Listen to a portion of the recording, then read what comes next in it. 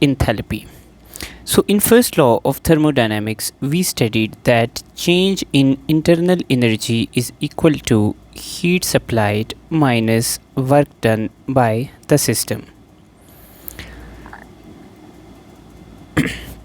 So from this equation, we can write that heat supplies is equal to change in internal energy plus PV.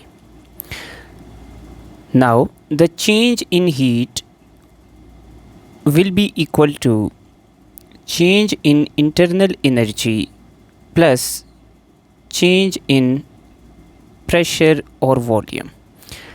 Now in one condition I can write delta PV and I can write P delta V क्योंकि delta इन दोनों के साथ multiply होगा. So I write delta Q is equal to change in internal energy plus change in pressure into volume plus pressure into change in volume. Now usually हमारे पास pressure को constant रखा जाता है इन thermochemistry. Since pressure is constant, so delta P is equal to 0 and this value assumes the form of 0. So we get delta Q is equal to delta E plus P delta V.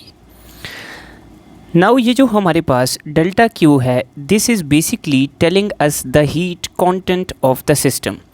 यानी वो heat जो system ने surroundings के साथ exchange की है, that is the heat content of the system. अब ये जो हीट सराउंडिंग्स के साथ एक्सचेंज हुई है सिस्टम की, so it can either be use to increase internal energy और do pressure volume work. So this heat content is also termed as enthalpy of the system. So enthalpy is basically the heat content of the system and this heat content is the sum of internal energy plus work. तो system का जो heat content होगा, जो इसमें heat आएगी, add होगी या इसमें से जाएगी, that will be converted into internal energy और work. So this heat content is called enthalpy. Now since हम कांस्टेंट प्रेशर पे लेते हैं ज़्यादातर थर्मोकेमिकल इक्वेशंस को या थर्मोकेमिकल डीलिंग्स को, so now at constant pressure the heat is equal to change in internal energy plus P delta V, and we also term it as change in enthalpy.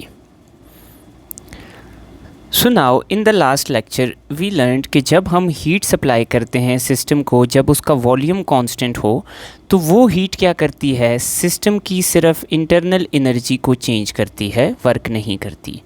और अगर हम system को heat supply करते हैं at constant pressure, तो constant pressure पे जो heat हम सिस्टम को देते हैं वो सिस्टम की इंथैल्पी या हीट कंटेंट को चेंज करती है. Now let's see different types of enthalpies that we have. So first enthalpy is enthalpy of a reaction. Now suppose मेरे पास given moles of reactant हैं, they react together and form given mole of the product. So जब reactants react करते हैं एक दूसरे के साथ और given mole of प्रोडक्ट हमें सप्लाई करते हैं, तो इस पूरे रिएक्शन के केस में जितनी हीट एब्जॉर्ब या रिलीज़ होगी उसको हम कहेंगे enthalpy of reaction. Now keep in mind कि इंथैल्पी ऑफ रिएक्शन के अंदर हमारे पास प्रोडक्ट्स के जितने भी मोल्स फॉर्म हों, the equation should be balanced और पूरे रिएक्शन में टोटल हीट जो रिलीज़ या एब्जॉर्ब होगी, it is called enthalpy of reaction. Now enthalpy of reaction is basically equal to the heat content of products minus the total heat content of reactants. तो heat content of products को हम heat content of reactants से जब subtract करेंगे तो हमारे पास heat of reaction आ जाएगी. It can either be exothermic or endothermic. अगर heat content of products ज़्यादा है और reactants कम है, in that case the reaction will be endothermic because this value will be positive.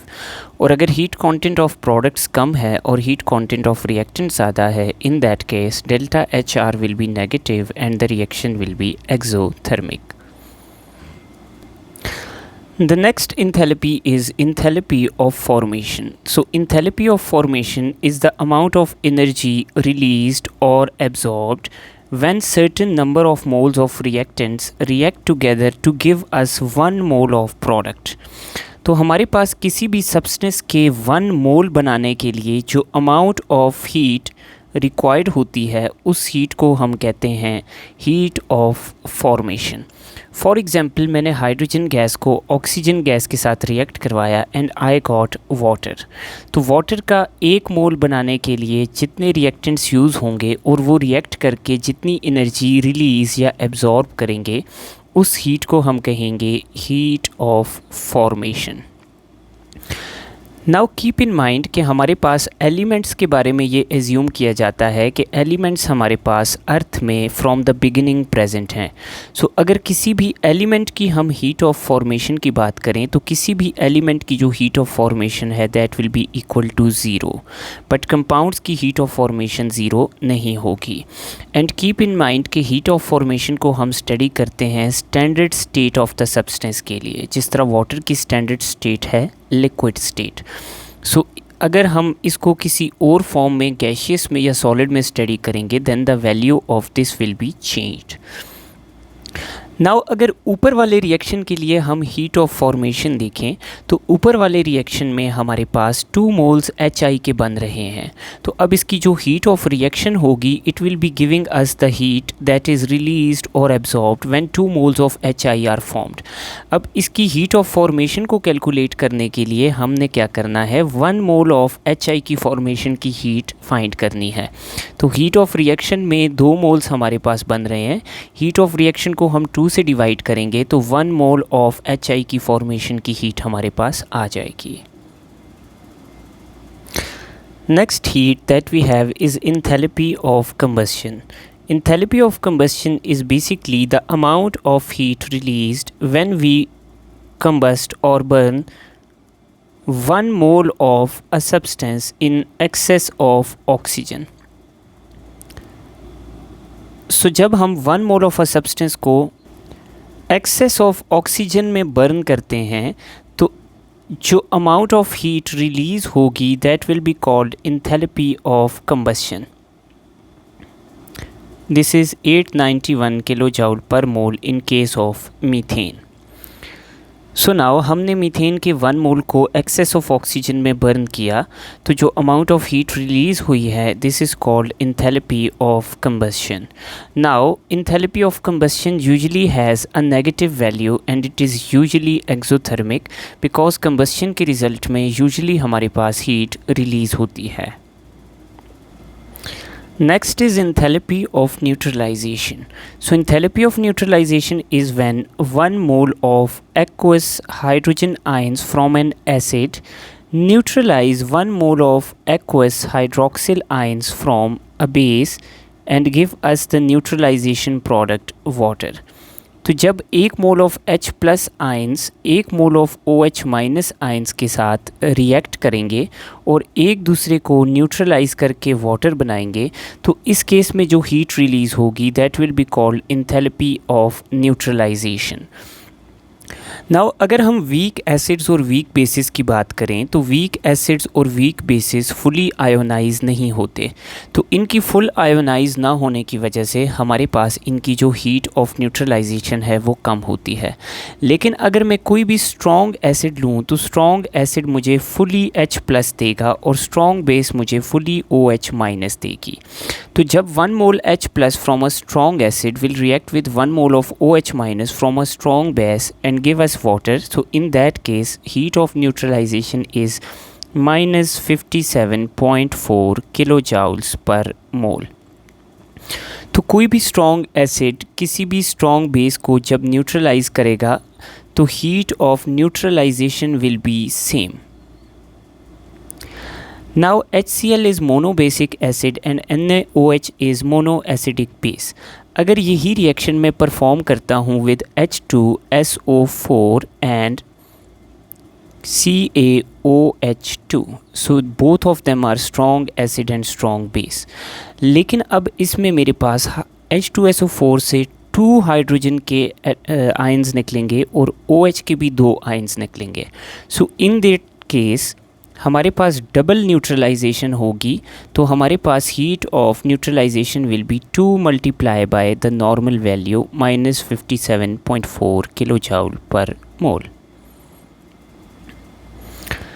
Next enthalpy change is enthalpy of atomization, या जिसको हम solids की case में इंथैल्पी ऑफ सब्लिमेशन भी कहते हैं। सो इंथैल्पी ऑफ एटोमाइजेशन क्या है? Suppose I have a molecule of chlorine gas. इस क्लोरीन गैस को मैं स्प्लिट करता हूँ क्लोरीन के सेपरेट गैशियस एटम्स के अंदर। यानी मैंने क्या किया कि क्लोरीन की गैस के मॉलिक्यूल जिसमें 2 क्लोरीन एटम्स इकट्ठे थे उसको सेपरेट कर दिया into separate atoms of chlorine. So जब कभी हम किसी भी सब्सटेंस को सेपरेट गैशियस एटम्स में कन्वर्ट करते हैं और उस केस में जो हीट एब्जॉर्ब होती है that is called enthalpy of atomisation. इसी तरह अगर हम सॉलिड्स की बात करें तो जब हमारे पास सोडियम सॉलिड फॉर्म में होगा तो there will be millions of atoms of sodium in solid form. तो अब हम इन सारे एटम्स को एक दूसरे से अलग कर दें, सॉलिड को ब्रेक कर दें और सोडियम को ले जाएं गैशियस फॉर्म में। सो इस केस में भी हम जो हीट रिक्वायर्ड होगी उसको हीट ऑफ एटोमाइजेशन, या सॉलिड की केस में यूजुअली हम इसको हीट ऑफ सब्लिमेशन कहेंगे।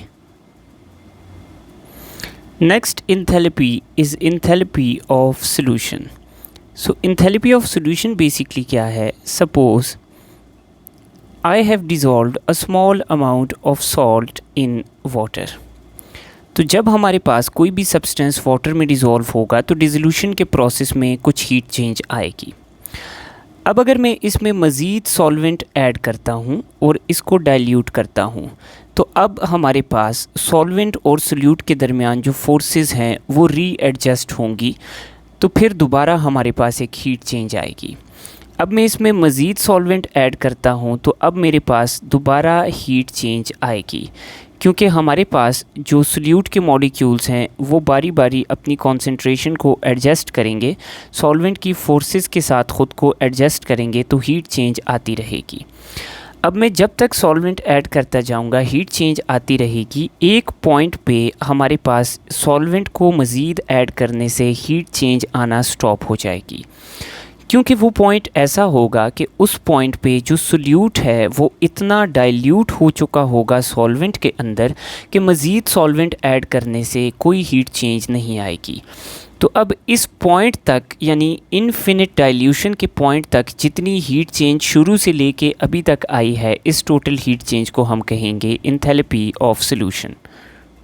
So it is the heat absorbed or released when 1 mole of a solute is dissolved in solvent till infinite dilution. So this is called enthalpy of solution. Now इन types of different enthalpies को usually measure किया जाता है by thermochemical process called calorimetry. So calorimetry से heat changes को usually measure किया जाता है। Now let's take the concept of heat capacity, which is called C. So heat capacity is the amount of heat required to raise temperature of a given mass of a substance by 1 Kelvin or 1 degree centigrade. So आपको जितना भी किसी substance का mass दे दें, चाहे वो 5 kg है या 8 kg है, सो इस पूरे मैस के टेम्परेचर को अगर आपने राइज़ करना है बाय 1 केल्विन और 1 डिग्री सेंटीग्रेड, यानी उसके इनिशियल टेम्परेचर से 1 डिग्री टेम्परेचर को और ज़्यादा करना है, सो उस केस में जितनी हीट हमें रिक्वायर्ड होगी it is called heat capacity which is denoted by C. So we can simply write कि total heat absorbed will be equal to heat capacity of the substance multiplied by the change in temperature. So this is the equation that relates heat absorbed to the heat capacity and change in temperature. Specific heat capacity is the amount of heat required to raise temperature of a unit mass of a substance by 1 degree centigrade or 1 Kelvin. So आपको एक substance का unit mass दे दिया which can be either 1 mole or 1 Kelvin. So इस 1 kg sorry. So इस unit mass यानी given mass, अब heat capacity में mass कुछ भी हो सकता है, लेकिन in specific heat capacity the mass will be unit mass either 1 mole और 1 kg. सो इस अमाउंट ऑफ सब्सटेंस के टेम्परेचर को अगर हमने राइज़ करना है बाय 1 केल्विन और 1 डिग्री सेंटीग्रेड, सो इसके लिए जो हमें हीट चाहिए होगी उस हीट को हम कहेंगे specific heat capacity. Now in this case the total heat absorbed will be equal to the mass of substance, जितना mass हमने लिया है, multiply by specific heat capacity multiply by delta T. So now यहाँ से हम relationship निकाल सकते हैं कि heat capacity of a substance is equal to its specific heat capacity into the given mass of substance. Now the next is very important statement, that is Hess law of constant heat summation. Hess law states that when a process occurs directly or in a series of steps, the heat changes will be same in both the cases provided that the conditions are same. Now explaining it, suppose मेरे पास एक reactant है A और इससे मैंने एक product बनाया है D. Now this reaction has occurred directly. So now this heat change is basically heat of formation of D.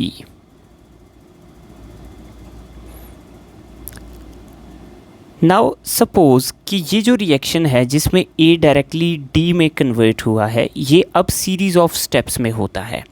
Series of steps में ऐसे होता है कि A पहले कन्वर्ट हुआ into B, then B convert हुआ इनटू सब्सटेंस C और अब C कन्वर्ट हुआ इनटू D. अब इन स्टेप्स में जो फर्स्ट स्टेप है उसकी हीट चेंज है डेल्टा H1, जो सेकंड स्टेप है उसकी हीट चेंज है डेल्टा H2 और जो थर्ड स्टेप है उसकी हीट चेंज है डेल्टा H3. तो अकॉर्डिंग टू हेस लॉ अगर हमारे पास A से D डायरेक्टली बनेगा तो जो हीट चेंज हमारे पास आएगी that will be equal to the total heat change in that case कि अगर ये इनडायरेक्टली बनेगा. तो डायरेक्टली बनने में जो हीट आई है हमारे पास that is heat of formation of T.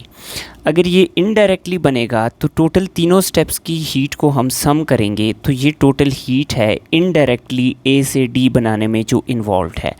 सो ए से डी जब इनडायरेक्टली बनेगा तो total heat will be equal to delta H1 plus delta H2 plus delta H3.